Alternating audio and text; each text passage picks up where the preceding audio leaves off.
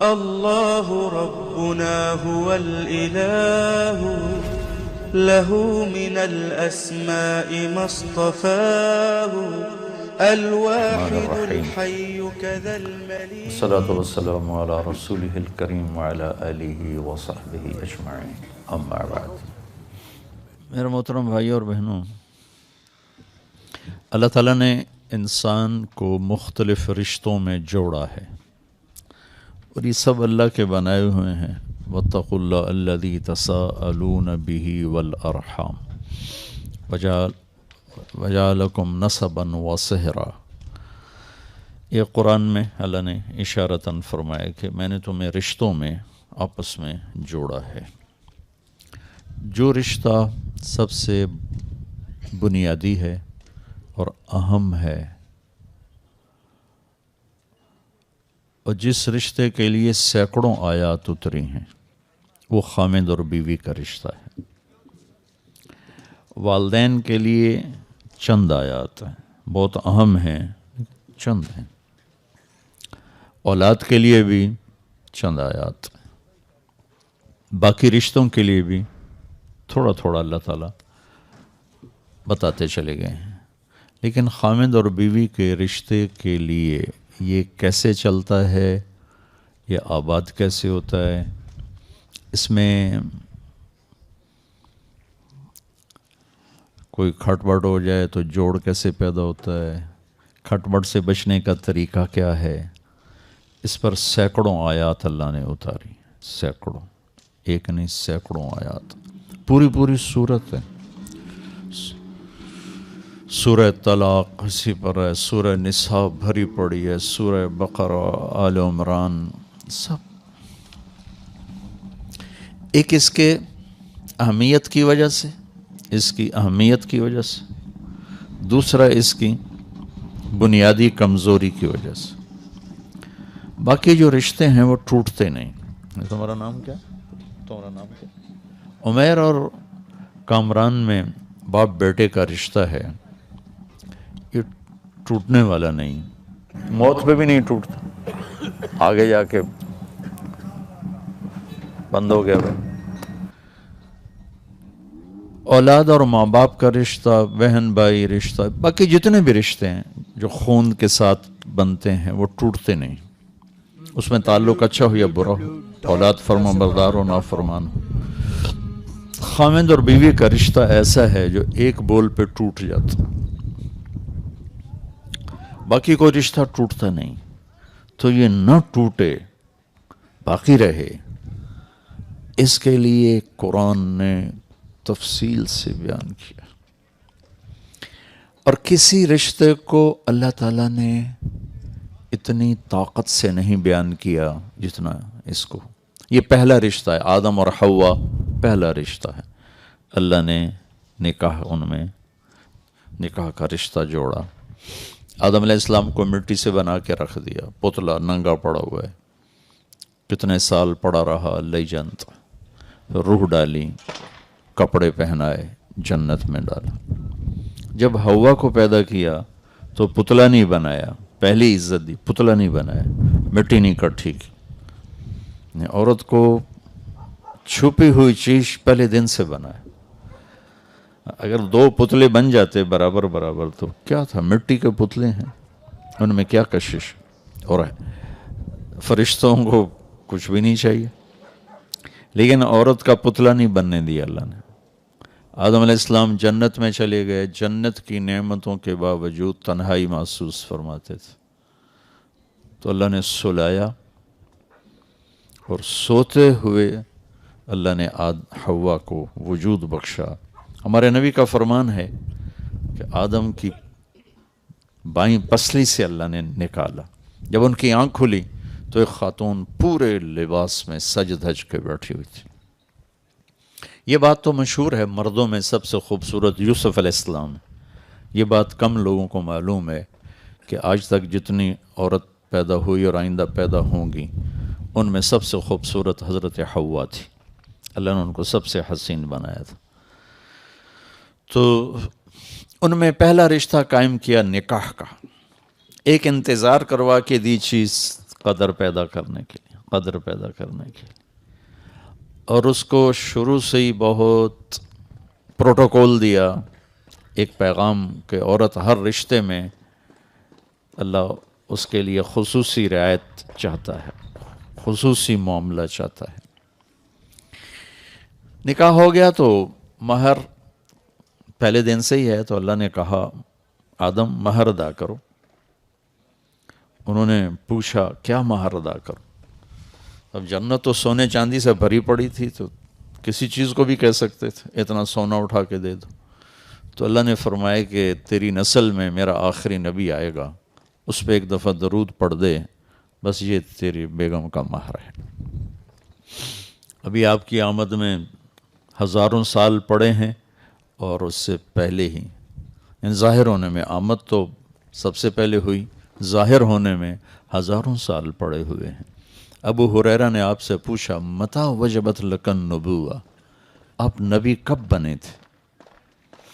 تو اس کا جواب ہے 40 سال کی عمر، اور کتابی جواب ہے 40 سال 6 مہینے 10 دن، پیر کی رات 21 رمضان، جو تحقیق کے ساتھ۔ تو آپ نے دونوں میں سے ایک جواب بھی نہیں دیا کہ 40 سال یا 40 سال 6 ماہ 10 دن۔ فرمایا کہ میں کنت نبیا وان آدم بین الروح والجسد، ابھی آدم کی مٹی اکٹھی نہیں ہوئی تھی، اللہ مجھے نبی بنا چکے تھے۔ تو اللہ تعالیٰ نے خود یہ جوڑا قائم فرمایا، ان کو جنت میں رکھا، پھر زمین پہ اتارا، پھر نسل انسانی کا سلسلہ چلے۔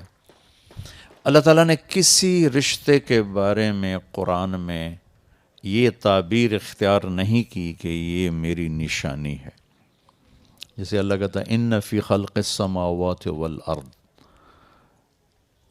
یہ آسمانی، یہ زمین، واختلاف اللیل والنہار، یہ رات یہ دن، والفلک التی تجری فی البحر بما ینفع الناس، یہ سمندر تمہارے سامنے، اس میں تیرنے والے جہاز، کشتیاں، وما انزل اللہ من السماء من ماء، آسمان کی بارش، فاحیا بہ الارض بعد موتها، پھر زمین کا سرسبز ہونا، وبث فیہا من کل دابہ، اس میں زندگی کا پروان چڑھنا، وتصریف الریاح، موسموں کا ہیر پھیر، ہواؤں کا رکنا چلنا جیسے بھی چل رہی، والسحاب المسخر بین السماء والارض، زمین آسمان کے درمیان بادلوں کا کھڑے ہونا، لآیات لقوم یعقلون، یہ بہت بڑی بڑی نشانیاں ہیں جو اپنی عقل کو استعمال کرے گا۔ یہ ایک طرز ہے قرآن کا، اللہ اپنے وجود پر ان چیزوں سے دلیل دیتا ہے۔ تو ایک جگہ اللہ نے عجب طریقے سے نا دلیل دیے اپنی، من آیاتہ، تیرے رب کی بڑی نشانی ہے، ان خلقکم من تراب، تمہیں مٹی سے پیدا کی، فَإِذَا أَنْتُمْ بَشَرٌ تَنْتَشِرُونَ، اور تم بیٹھے ہوئے ایک دوسرے کو دیکھ رہے ہو، بنے مٹی سے ہو۔ ایک آیت چھوڑتا ہوں، اگلی پڑھتا ہوں، من آیاتہ خلق السماوات والارض، میری بہت بڑی نشانی ہے زمین آسمان، واختلاف السنتکم والوانکم، میری بہت بڑی نشانی ہے تمہارے رنگ روپ زبانوں کا الگ ہونا۔ پھر من آیاتہ منامکم باللیل والنہار، میری بہت بڑی نشانی ہے تمہیں سلا دیتا ہوں، اٹھا دیتا ہوں، دن میں بھی سلاتا ہوں، رات کو بھی سلاتا ہوں، پھر اٹھا دیتا ہوں، وابتغاءکم من فضلہ، اور تمہارے لیے زمین میں رزق بکھیر دیا ہے، تم چنتے پھرتے ہو، چگتے ہو، اٹھاتے ہو، یہ تیرے رب کی بہت بڑی نشانی ہے۔ من آیاتہ یریکم البرق خوفا وطمعا، میری بہت بڑی نشانی ہے بادلوں کی گرج، بجلی کی چمک، کڑک، پانی، بارش۔ من آیاتہ ان تقوم السماء والارض بامرہ، میری بہت بڑی نشانی ہے کہ زمین آسمان قائم ہے، قائم ہے۔ یہ کتنی بڑی تیرے رب کی نشانی۔ اب اس میں نے ایک آیت چھوڑ دی تھی، ان آیات کے ترجمے کو سن کر آپ کا میرا ذہن یہ ساتھ ساتھ چل رہا ہوتا ہے، ہاں واقعی بہت بڑی نشانی، بہت بڑی نشانی، یہ سمندر بڑی نشانی، آسمان بڑی نشانی، زمین۔ اب ایک آیت میں پڑھنے لگا ہوں جس کی طرف بہت کم ذہن گیا ہوگا کہ اللہ کہہ رہا ہے یہ بھی تیرے رب کی بہت بڑی نشانی. من آیاتہ ان خلق لکم من انفسکم ازواجا لتسکنوا الیہا وجعل بینکم مودۃ ورحمہ ان فی ذلک لآیات لقوم یتفکرون. سب سے طاقتور لفظ استعمال کی. میری بہت بڑی نشانی ہے کہ میں نے تمہیں خامند اور بیوی کے رشتے میں جوڑ دیا. اس کو اللہ اپنی نشانی قرار دے رہا ہے کہ میں نے تمہیں خامند اور بیوی کے رشتے میں باندھ دیا، جمع کر دیا، جوڑ دیا. اس میں سکون رکھا، اس میں محبت رکھی، اس میں ہمدردی رکھی. اس میں جو غور و فکر کرے گا تو وہ سمجھے گا کہ یہ رب کی بہت بڑی نشانی ہے. اور ہمارے صرف بر صغیر کی بات نہیں، پوری دنیا اللہ نے پھرائی ہے. پوری دنیا میں یہ رشتہ بری طرح مسلا گیا ہے، بری طرح.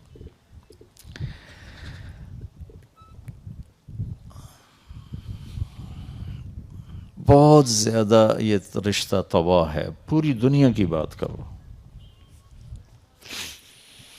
جتنے رشتے ہیں ان سب کو نبھانے کا ایک اصول ہے، ایک اصول ہے، ایک اصول ہے، ایک اصول. وہ ہے میرے نبی والے اخلاق، میرے نبی والا طریقہ زندگی. اور سب سے مشکل جو دین کا حصہ ہے وہ ہے گھر کی زندگی، کہ گھر میں کیسے چلوں کہ اللہ بھی راضی ہو جائے، اللہ کا رسول بھی راضی ہو جائے. اور انہوں نے مجھے کیسے بتایا. میرے نبی نے 11 شادیاں کی، 4 بیٹیوں کو رخصت کیا، 11 خود شادیاں کی. یہ آپ کو ایک حدیث سناتا ہوں. آپ نے فرمایا ما تزوجت وما زوجت الا بوحی من السماء نزل به جبریل. میں نے جہاں شادی کی، جہاں بیٹی کی شادی کی، پہلے آسمان سے جبریل اللہ کا امر لے کر آئے، حکم لے کر آئے، پھر میں نے وہ قدم اٹھایا. یہ شوق کی شادیاں نہیں تھی. 25 سال کا نوجوان 40 سال کی عورت سے کیوں شادی کرے گا جبکہ رشتوں کی کمی کوئی نہ ہو اور حسن و جمال کا پیکر. حضرت عائشہ رضی اللہ عنہ فرماتی تھی کہ یوسف علیہ السلام کو دیکھ کر عورتوں نے ہاتھ کاٹے تھے، اگر میرے محبوب کو دیکھتی تو دل چیر کے بیٹھ جاتی. اور ایک دیہاتی عورت نے آپ کا حلیہ بیان کرتے ہوئے کہا تھا رأیت رجلا ظاہر الوضاء ابلج الوجه حسن الخلق لم تعبه ثجلة سبحان اللہ ولم تزری به سعلة وسیم قسیم فی عینیہ دعج فی اشفارہ وطف فی صوتہ سحل فی لحیتہ کثاثہ فی عنقہ سطع احور اکحل ازج اقرن ان صمت فعلیہ الوقار ان تکلم فسماہ وعلاہ البہاء احسنہ وابہاہ من بعید واجملہ واحلاہ من قریب حلو المنطق فصل لا حذر ولا نظر. اللہ اکبر، کیا الفاظ ہیں، کیا الفاظ. آپ کو شاید ترجمہ سمجھ میں نہ آیا، ردم کی طاقت تو سمجھ میں آ رہی تھی، کیسے ٹک ٹک ٹک ٹک الفاظ اس کے منہ سے نکلے ہیں، اس بی بی کے منہ سے. ایک بڑھیا دیہاتی عورت کأن منطقہ خرزات نظم یتحدرن، کہنے لگی میں نے ایک شخص دیکھا، مجھے یوں لگا جیسے 14ویں کا چاندی کپڑے پہن کے زمین پہ اتر آیا. یعنی میرے پاس یہ میں کتابی ترجمہ نہیں کر رہا ہوں، جو وہ اماں کہنا چاہتی تھی نا میں وہ بتا رہا ہوں. یوں لگا جیسے 14ویں کا چاندی کپڑے پہن کے آ گیا، چمکتا چہرہ، کشادہ پیشانی. پیٹ نہیں نکلا ہوا کہ بدصورت ہو جائے، اتنا دبلا نہیں کہ بے روب ہو جائے، حسن کا مجموعہ پورا وجود حسن میں ڈھلا ہوا، وسیم قسیم، ایسا حسن کہ جتنا دیکھو دیکھنے کا شوق بڑھے۔ وسیم اسے کہتے ہیں جس کو جتنا دیکھو شوق بڑھ جائے۔ یہ دنیا میں صرف اوپر اللہ ایک اور نیچے اللہ کا نبی، وسیم کوئی نہیں آیا۔ حسین تو بہت ہیں، وسیم کوئی نہیں آیا کہ جتنا دیکھوں دیکھنے کا شوق بڑھ جائے۔ قسیم کہتے ہیں جدھر سے دیکھو خوبصورتی اس کی غلام نظر آئے۔ قسامہ، انگلیاں، جوڑ، ناخن، انگوٹھا، ہتھیلی، بازو، کونیاں، سینہ، چھاتی، ہر شے، جسم کا ہر عضو حسن ہاتھ جوڑ کے کھڑا ہوا ہے۔ قسیم، فی عینیہ دعج، آنکھ موٹی خوبصورت۔ میری نبی کی آنکھوں کے بارے میں الفاظ ادعج، اشکل، احور، اکحل، اہدب، انجل، ابرج، 7 الفاظ ہیں، اور 7 الفاظ کا ایک خلاصہ ہے کہ ایسی آنکھ کائنات میں اللہ نے کسی کی نہیں بنائی، ایسی خوبصورت آنکھ اللہ نے کسی کی نہیں بنائی۔ سبحان اللہ، حسین آنکھ، پلکیں لمبی دراز، آواز میں کشش، آواز میں ایک نغمہ، آواز میں ایک گرفت کہ دل کو پکڑ لے آدمی کی۔ داڑھی بڑی خوبصورت گھنی، گردن سراہی دار، خاموش ہیں تو وقار کا پیکر ہیں، بولتے ہیں تو نور ہی نور بکھیر دیتے ہیں اور نور چھا جاتا ہے، اور زبان سے نکلنے والے جملے ایسے ہیں جیسے موتی پروئے ہوئے نکل رہے ہوں، اور بھویں اتنی خوبصورت ہیں جیسے آنکھوں کے اوپر کسی نے کمان رکھ دی ہو، یوں کر کے حسین چمکتی سرمگی آنکھ ہے۔ یہ اگلا کافی سارا میں نے چھوڑ دیا ہے، تھوڑا سا میں نے آپ کو بتا دیا ہے۔ اس حسین نوجوان کو 40 سال کی عورت سے شادی کی کیا ضرورت ہے؟ ایک منگنی ٹوٹی ورقہ بن نوفل کے ساتھ، ابو حالہ سے نکاح ہوا، ایک بیٹا ایک بیٹی، ہند اور حالہ، انتقال ہو گیا، بیوہ ہو گئی، دوسری شادی ابن عابد کے ساتھ، ایک بیٹا ہوا، خاوند کا انتقال ہو گیا، 40 برس عمر گزر گئی، جوانی 40 برس میں ڈھل جاتی ہے، آپ نے ان کے ساتھ شادی فرمائی اور زندگی کے 25 برس ساتھ گزار دی۔ جب آپ کی عمر 50 سال ہوئی اور حضرت خدیجہ 65 سال تو ان کا انتقال ہوا، تو اس کے بعد 50 سے 63 13 برس میں آپ نے 10 شادیاں کی۔ یہ حدیث میں نے آپ کو سنا دی، ما تزوجت وما زوجت الا بوحی من السماء نزل به جبریل، کہ جہاں شادی کی، جہاں بیٹی دی، اوپر والے کا امر آیا، پھر یہ قدم اٹھایا۔ یہ کیوں تھا؟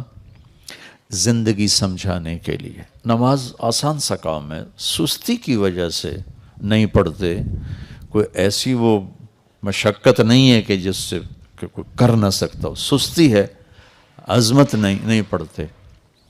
روزہ تھوڑی سی مشقت کا ہے، ذرا سی ہمت ہو تو فاقہ برداشت کیا جا سکتا۔ زکوٰۃ اور حج مالدار کا فریضہ ہے، غریب کا نہیں ہے، اور ہو بھی صحیح تو زکوٰۃ دینا کہ جیب سے نکال کے دیا، زکوٰۃ ختم ہو گئی۔ 5 دن حج کے ہیں بس، اس کے بعد حج ختم ہو گیا، ساری زندگی کوئی مطالبہ کوئی نہیں۔ مشکل ترین جو مرحلہ ہے وہ گھر کی زندگی ہے، اور خاص طور پر بیوی کے ساتھ سلوک یا بیوی کا خاوند کے ساتھ سلوک، یہ مشکل ترین زندگی ہے۔ اس کو سمجھانے کے لیے فزیکلی عملی طور پر آپ نے 11 گھر بسائے، 2 آپ کی زندگی میں، حضرت خدیجہ مکہ میں فوت ہوگی، اور زینب بنت خزیمہ 3 ماہ کے بعد شادی کے ان کا انتقال ہو گیا، باقی 9 گھر تھے آپ کے۔ حسن سلوک کے ساتھ گھر آباد کر کے دکھائے۔ ہم عمر کے ساتھ شادی کی، بڑی عمر والی کے ساتھ شادی کی، چھوٹی عمر والی کے ساتھ شادی کی، یہ ایک نسبت ہے عورت کی۔ اب مال میں برابر اس سے شادی کی، مال میں زیادہ اس سے شادی کی، اپنے سے مال میں کم اس سے شادی کی، یہ دوسری نسبت ہے عورت کی۔ طلاق یافتہ سے شادی کی، بیوہ سے شادی کی، کنواری سے شادی کی، یہ تیسری نسبت ہے عورت کی۔ اپنے خاندان میں شادی کی، اپنی قوم میں شادی کی، قوم سے باہر شادی کی، یہ چوتھی نسبت ہے عورت کی۔ یہ چاروں نسبتوں میں آپ نے گھر آباد کر کے دکھائے۔ حضرت خدیجہ بیوہ ہیں، حضرت عائشہ کنواری ہیں، اور حضرت زینب بنت جحش مطلقہ ہیں۔ نہیں، حضرت خدیجہ مال میں زیادہ ہیں، حضرت سودا مال میں برابر ہیں، حضرت جویریہ مال میں کم ہیں، یہ دوسری نسبت ہوگی۔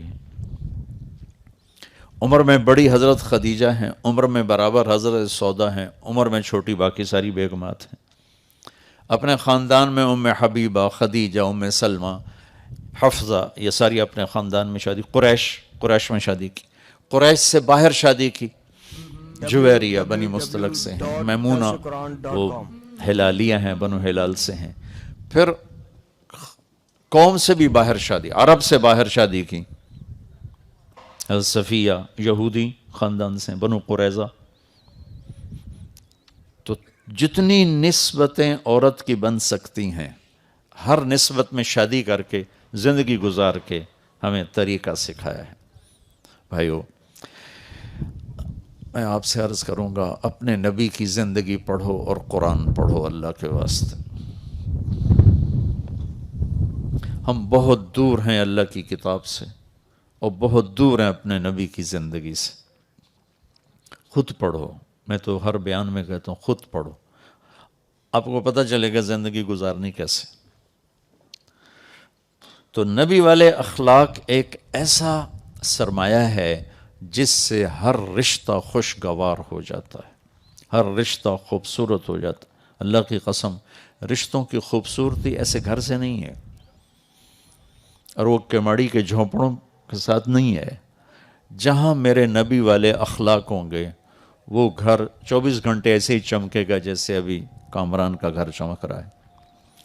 اور جس گھر میں نبی والے اخلاق نہیں ہیں، وہ گھر تاریک اندھیری رات ہے، چاہے دن کے 12 ہو چاہے رات کے 12 ہو۔ جہاں زبان کا استعمال ٹھیک نہیں، جہاں دل کے جذبات ٹھیک نہیں، جہاں زبان خنجر کی طرح چلتی ہے اور طنز کے زہریلے ٹیکے لگاتی ہے، وہاں کوئی رشتہ سلامت نہیں رہتا۔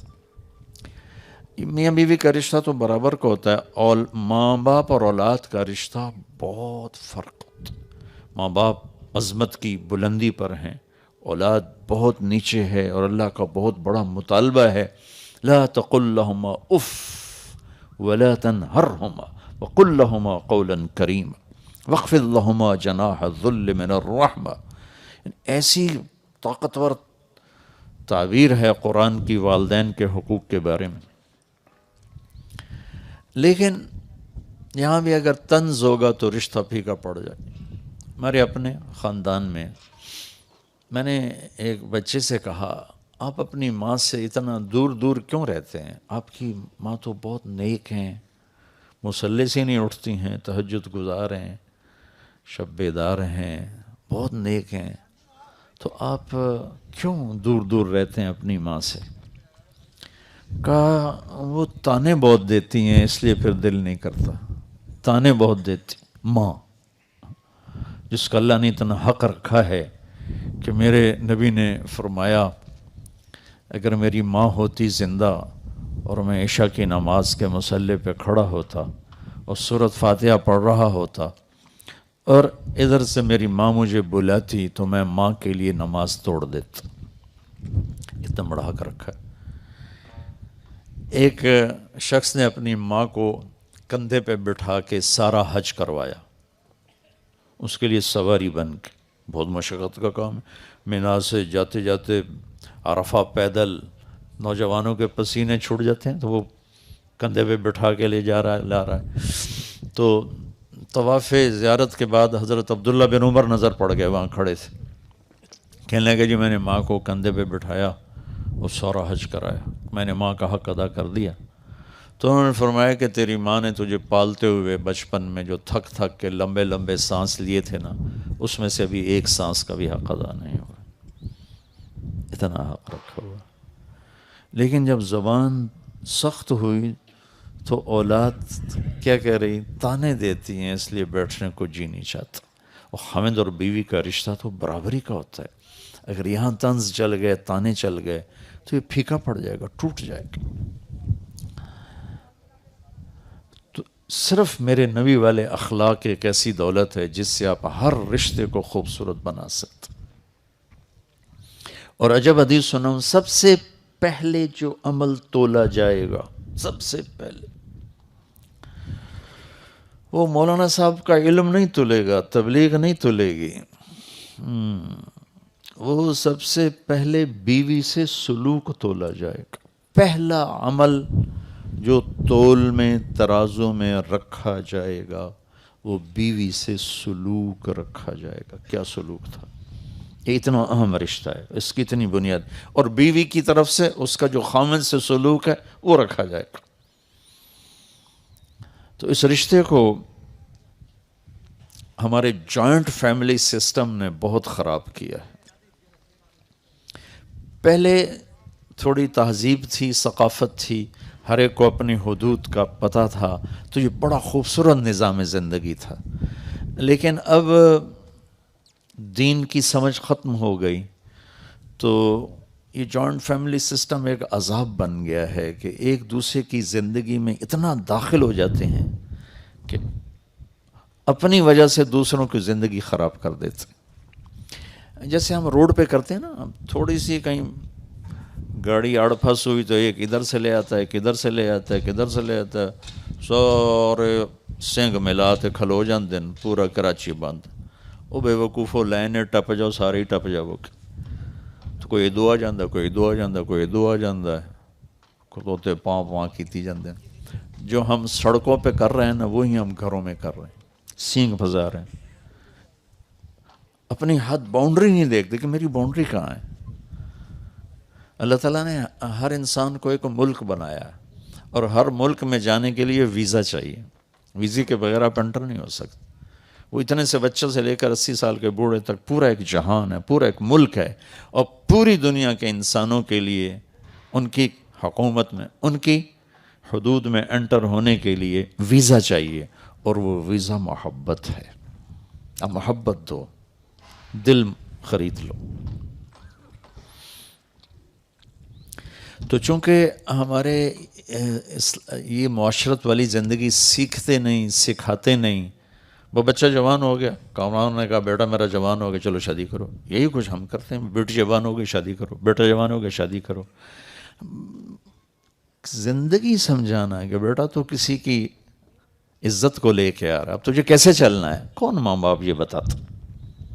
صرف اتنا دیکھتے ہیں کاروبار سنبھال لیا، یا تعلیم مکمل کر لی، یا ہمارے ہاں کے دستور ہیں، کیا کرتا ہے، ہر ماحول میں کیا کا مفہوم الگ ہے۔ پڑھے لکھے طبقوں میں کہتے ہیں کیا جاب ہے، کیا تعلیم ہے، کامران جیسے طبقوں میں کہتے ہیں کیا کاروبار ہے، کتنا کاروبار ہے، گھر کہاں پر ہے، ٹھیک ہے، اور زمینداروں میں کہتے ہیں زمین کتنی ہے، زمین کتنی ہے، بندے دا پتر ہے یہ کھوتے دا، اینو چھڈو پر، بس یہ دسو زمین کتنی ہے، کاروبار کی ہے، تعلیم کی ہے، سٹیٹس کی ہے، گریڈ کی ہے، رینک کی ہے۔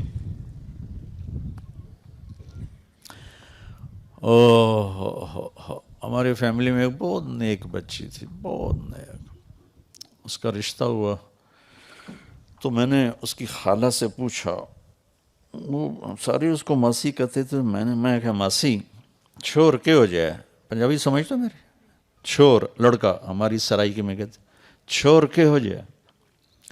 اب میرا سوال سمجھ میں آیا نا، ٹھیک؟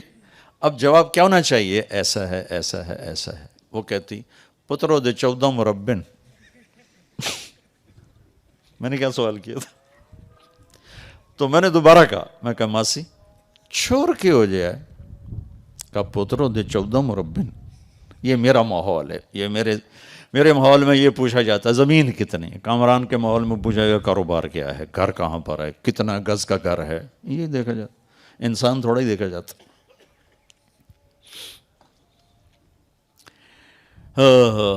میں نے تیسری دفعہ پوچھا, میں کہا ماسی میں تین کول پوچھی جانا چھوڑ کے ہو جائے کہ پوتر تین 10 سے تے 14 مربے اور کی 10. میں کہا مربیاں نال شادی کرنی ہے یا بندے نال کرنی ہے؟ تو والدین بہت بڑی کوتاہی کا شکار ہیں کہ وہ اولاد کو یہ درس دیتے ہی نہیں. ہمارا معافی کے ساتھ ہمارا سسرالی معاشرہ بہت ظالم ہے. میں سب کی بات نہیں کرتا ہوں, لیکن 100 میں 99 بھی کہوں تو جھوٹ نہیں ہے. ہمارا سسرالی معاشرہ بہت شدید ہے, بہت سخت ہے. وہ چاہے نیک لوگ کہلاتے ہوں یا وہ دنیا دار کہلاتے ہوں, دیندار کہلاتے ہوں, سسرالی معاشرہ بہت سخت.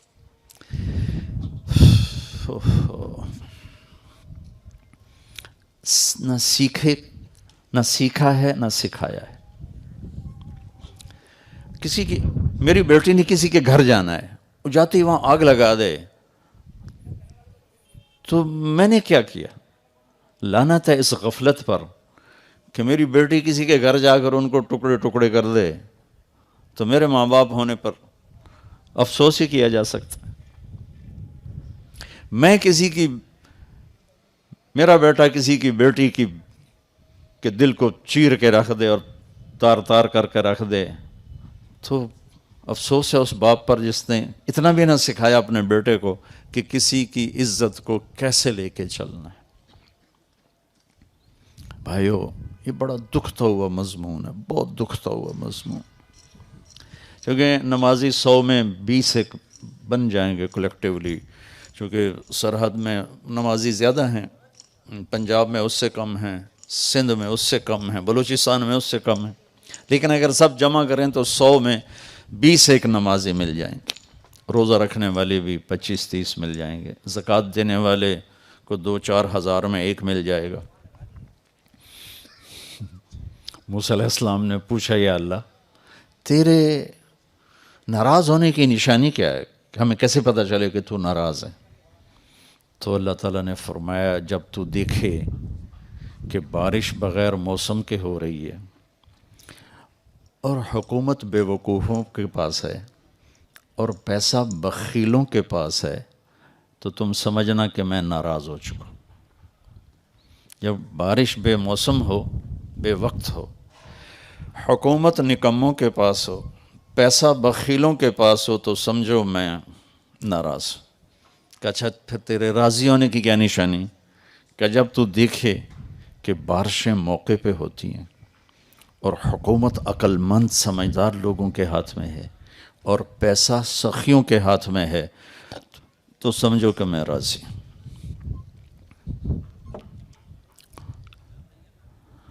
تو 100 میں نمازی 10, 15, 20, 30, بلکہ میں موریتانیہ گیا, غریب سا ملک ہے, 100% نمازی ہیں وہاں. زکوٰۃ دینے والے بھی مل جائیں گے, حج کرنے والے ماشاءاللہ حرم بھرا پڑا ہوتا ہے, عمرہ کرنے والے حرم بھرا پڑا ہوتا ہے. لیکن اخلاق والے ڈھونڈنے نکلو گے تو 1 لاکھ میں ایک بھی نہیں ملے گا. 1 لاکھ عورتیں اکٹھی کر لو, 1 لاکھ مرد اکٹھے کر لو, ان میں ایک مل جائے تو مجھے سزا دینا. اتنا قحط ہے اس کا, جیسے صحرا ہے, لک و دک صحرا. اس میں سب بس جیسے کہتے ہیں اس تالاب میں سب ننگے ہیں. تو اس بد اخلاقی کے حوض میں میرا پورا دیس نہیں, پوری امت مسلمہ اس وقت اس بد اخلاقی کا شکار. جس نبی نے بیٹی کے قاتلوں کو معاف کیا, جس نبی نے 21 برس قتل کے منصوبے بنانے والوں کو ایک جملے میں معاف کیا, مکے والے جاؤ معاف کیا. تو ہماری زندگی سے معاف کرنا ہے ہی کوئی, معاف کرنا ہے ہی نہیں, درگزر کوئی نہیں. تو اس بچے کو, آپ کو, اپنے آپ کو, آپ سب کو ہاتھ جوڑ کے درخواست کرتا ہوں, اپنے رشتوں کو, ہر رشتے کو آباد کرنے کا ایک ہی سبب ہے میرے نبی والے اخلاق, میرے نبی والے اخلاق. اور اس کو اگر جمع کروں 2 چیزوں میں جمع ہو جائیں گے. ایک زبان کا بول ٹھیک ہو اور ایک دل کا جذبہ ٹھیک ہو. زبان سے کسی کے لیے نفرت کا، غیبت کا، طعنے کا، طنز کا بول نہ ہو، اور دل میں کسی کے لیے بغض اور نفرت اور کھوٹ نہ ہو. 2 حدیثیں سنا کے نکاح پڑھتے ہیں. میرے نبی نے فرمایا معاذ تمہیں سارے دین کا خلاصہ بتاؤں. کتنا ہیوی ویٹ لفظ ہے، سارے دین کا خلاصہ بتاؤں. ایک نصیحت فرمائی تھی لمبی چوڑی، اس کو پھر وہ پورا دین ہی آپ نے بتایا تھا. انہوں نے کہا جی بتائیے. تو آپ نے یوں کیا،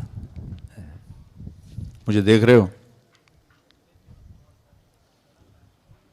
زبان باہر نکالی اور یوں پکڑی یوں،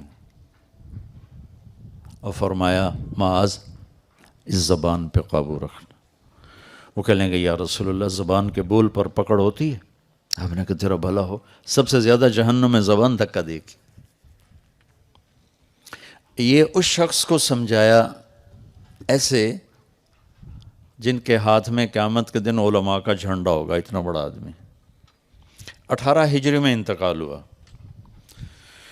1434 ہجری میں میں اردن گیا، یعنی آج سے ابھی کیا 39 ہے، 5 سال پہلے. تو میں ان کے مزار میں انٹر ہوا تو سارے مزار میں خوشبو پھیلی ہوئی تھی، ان کی قبر سے خوشبو آ رہی تھی. 1400 سال سے اوپر گزر چکا ہے، ان کو قبر میں گئے ہوئے اور قبر سے خوشبو آ رہی تھی. پورے کمرے میں مہک تھی، مزار پورے میں. اور ان کو یوں کر کے سمجھایا کہ اس زبان پہ قابو رکھنا، اس زبان پہ قابو رکھ لیں. اللہ کی قسم اس میں اتنا زہر ہے کہ ساری دنیا کے کالے سانپوں کا زہر اکٹھا کروں تو وہ اتنا شدید نہیں جتنا اس کے اندر کا زہر شدید ہے. اور پوری دنیا کے شہد کے ذخیرے اکٹھے کروں تو اللہ کی قسم ان میں اتنی مٹھاس نہیں جتنی اس زبان میں مٹھاس. بس اپنے بول کو پازیٹیو کرنا بنا لیں. بیوی کے لیے، بیوی خاوند کے لیے، ماں باپ اولاد کے لیے، اولاد ماں باپ کے لیے، بھائی بہن ایک دوسرے کے لیے، مالک نوکر کے لیے، نوکر مالک کے لیے، بڑا چھوٹے کے لیے، چھوٹا بڑے کے لیے. زبان کا بول خوبصورت بنا لیں.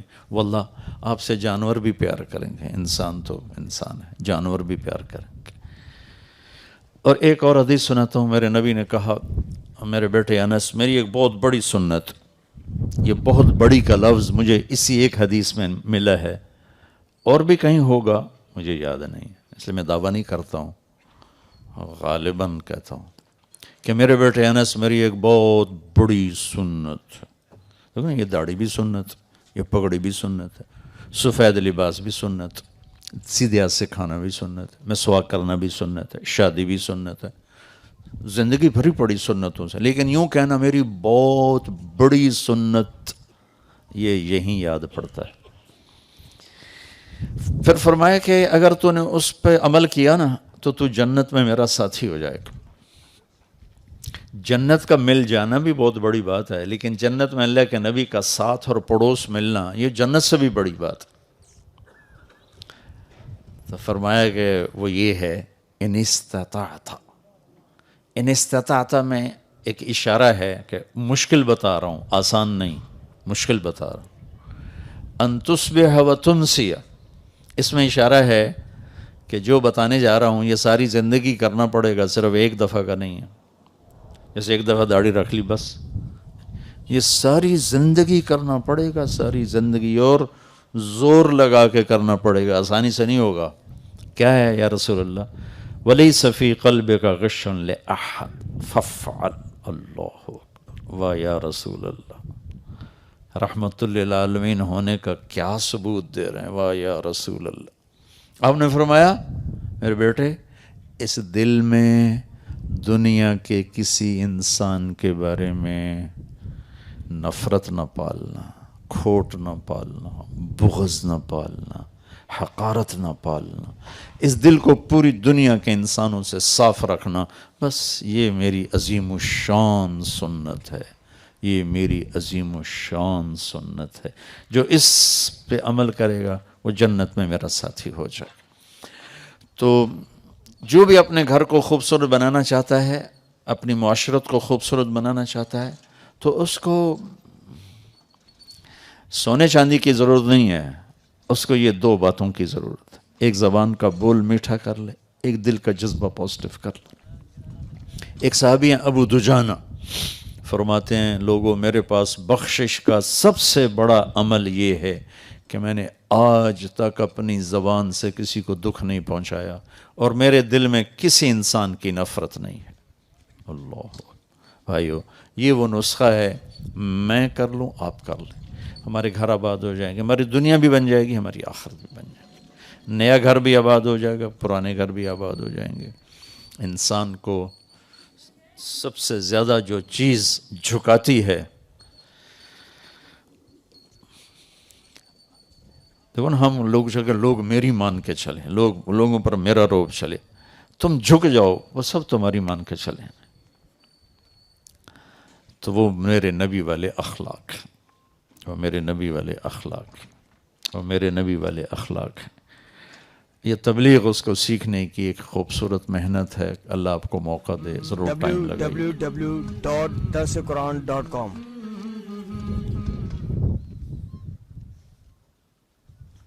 ماہم، جی ماہم اچھا، وجاہت کدھر ہے؟ وجاہت صاحب کون ہے؟ اچھا اچھا، ادھر آ جائیں۔ 1,00,000 روپے مہر، 1,00,000۔ جی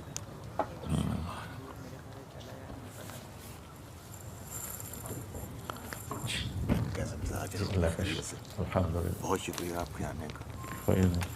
اعوذ باللہ من الشیطان الرجیم، بسم اللہ الرحمن الرحیم۔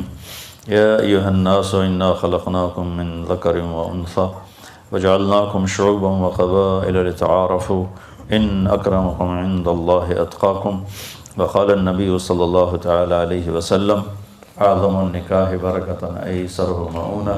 وقال النبی صلی اللہ تعالی علیہ وسلم النکاح من سنتی فمن لم يعمل بسنتی فلیس منی، او کما قال صلی اللہ تعالی علیہ وسلم۔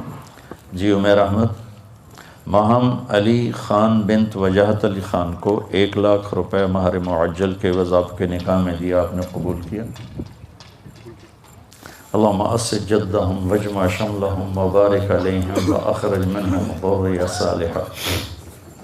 اللہم اسد جدہم واجمع شملہم وبارک علیہم واخرج منہم ذریہ صالحہ۔ اللہم اسد جدہم واجمع شملہم وبارک علیہم واخرج منہم ذریہ صالحہ۔ اللہم الف بین قلوبہم واصلحہم واصلح ذات بینہم۔ اللہم الف بین قلوبہم واصلحہم واصلح ذات بینہم۔ اللہم الف بین قلوبہم واصلحہم واصلح ذات بینہم۔ اللہم اوزعہم ان یشکروا نعمتک التی انعمت علیہم وعلی والدیہم الہ الحق آمین۔ وصلی اللہ تعالی علی النبی الکریم آمین۔